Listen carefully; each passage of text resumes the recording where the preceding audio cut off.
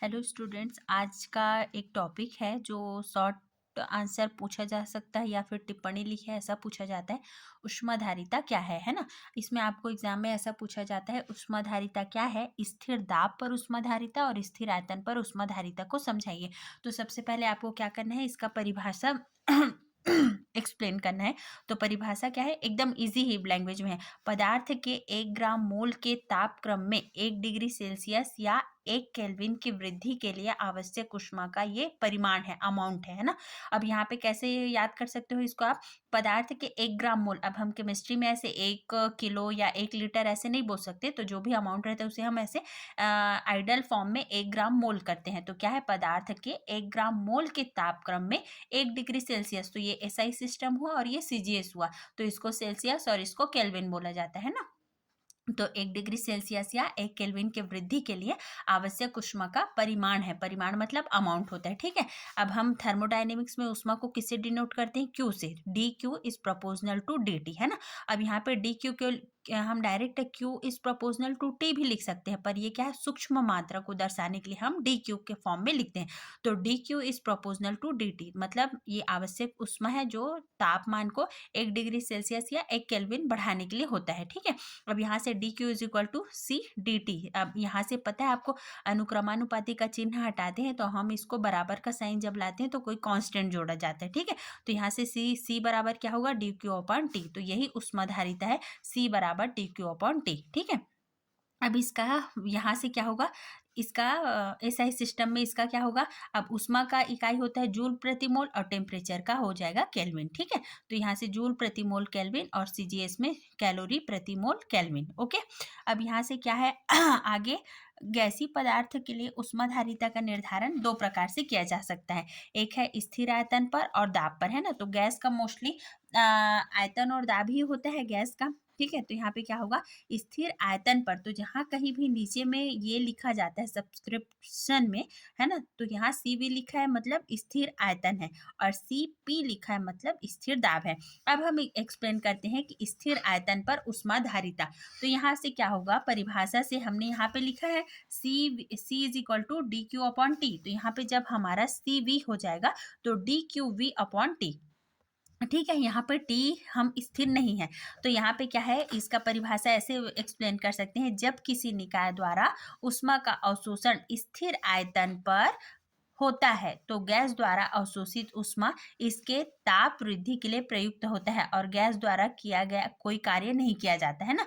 तो जो अवशोषित ऊष्मा है उसका क्या होता है, कोई पीवी मतलब दाब और आयतन वाला कोई कार्य नहीं किया जाता, तो W बराबर पी डेल वी होता है, मतलब दाब और आयतन में परिवर्तन, तो इसका मान 0 होगा, ठीक है। अब ऊष्मागतिकी का प्रथम नियम क्या है कि जो तंत्र को दी गई ऊष्मा उसके आंतरिक ऊर्जा में परिवर्तन और किए गए कार्य के योग के बराबर होता है। D Q V is equal to D U plus P del V, है ना। अब यहाँ से क्या है, पी डेल वी मतलब किए गए कार्य का मान 0 है, तो डी क्यू वी बराबर डी यू। तो ऊष्माधारिता की परिभाषा से हमने क्या है, C V is equal to D Q V upon T, तो डी क्यू के जगह में यहाँ पे हम क्या रख देंगे, डी यू रख देंगे, ठीक है। सेम यहीं पे रखा गया है डी यू, और यहाँ पे सी वी है, और यहाँ से इसके कोष्टक के बाहर वी लिखेंगे, ठीक है। इसका क्या मतलब है, यहाँ स्थिर आयतन पर ऊष्माधारिता और ये भी स्थिर आयतन पर होता है, ठीक है।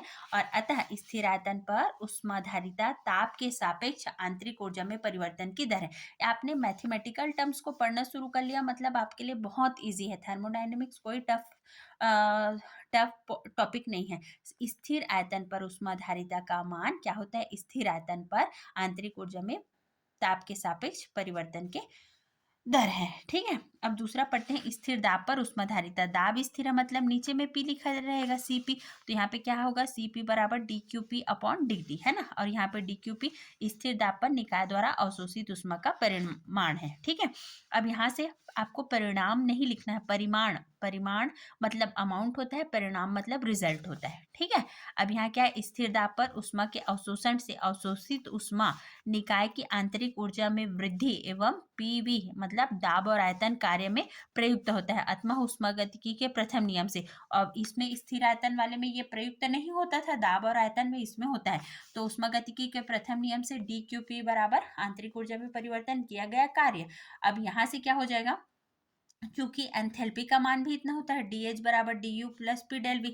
समीकरण 1 और 2 का राइट हैंड साइड बराबर है तो लेफ्ट हैंड साइड बराबर होगा, तो यहाँ से क्या हो जाएगा, DQP बराबर DH होगा, है ना। तो उष्माधारिता की परिभाषा से क्या होता है, उष्माधारिता की परिभाषा से CP बराबर DQP अपॉन T।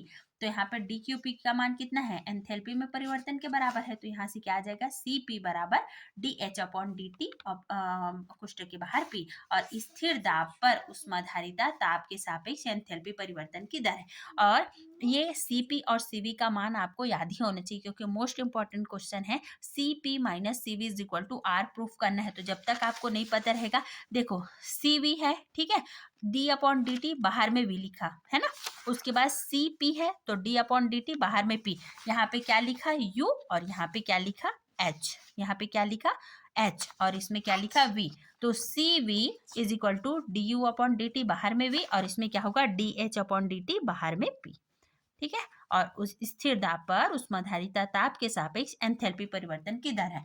एंथैल्पी है करके यहाँ पे H लिखा है, और ये आंतरिक ऊर्जा में परिवर्तन की दर है। बहुत सिमिलर है बोथ टॉपिक, आप समझ के पढ़िएगा, मार्क्स बहुत अच्छे मिलते हैं। Thank you.